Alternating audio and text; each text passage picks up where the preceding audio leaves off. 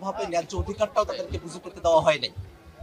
5 আগস্টের ঘটনার মধ্য দিয়ে হাসিনা পালিয়ে গেছেন এবং সেই সময়টাতেই বেদখল হওয়া জায়গা আমাদের শিয়া সম্প্রদায়ের ভাইয়েরা তারা উদ্ধার করতে সক্ষম হয়েছেন।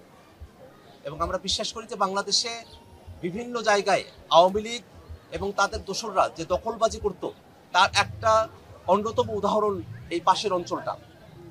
তো সেটার থেকে যেভাবে মুক্তি পাওয়া গেছে, ইয়াজিদের শাসন থেকে যেভাবে মুক্তি পাওয়া গেছে, বাংলাদেশের মুসলমানরা হাসিনার শাসন থেকে শোষণ থেকে যেভাবে মুক্তি পেয়েছে, সামনের বাংলাদেশে আর যেন কেউ হাসিনার মতো দুঃশাসন নিয়ে আসতে না পারে, ইয়াজিদের মতো দুঃশাসন নিয়ে আসতে না পারে, সেই কারণেই আমরা সকলে ঐক্যবদ্ধভাবে সামনের বাংলাদেশকে আমরা বিনির্মাণ করব, এই আমাদের প্রত্যাশা।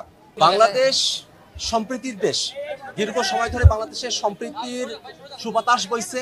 আপনারা দেখছেন যে মিছিল এসে পৌঁছে যাবে, এখানে আমরা দেরি করব না। আমরা আশাবাদী যে বাংলাদেশে যত চিন্তার মানুষেরা আছেন, যত সম্প্রদায়ের মানুষেরা আছেন, আমরা তার মধ্যে কোনো বিভাজন দেখতে চাই না। এই বাংলাদেশের স্বাধীনতা সার্বভৌমত্বকে রক্ষা করে আমরা সকলে বাংলাদেশের নাগরিক, প্রত্যেকে যেন তাদের নাগরিক অধিকার বুঝে পায়, সে লড়াইটা আমরা জারি রাখবো। এই আহ্বান রেখে আমরা আমাদের আজকের এই পরিদর্শন এবং সফর আমরা এখানেই সমাপ্ত করি।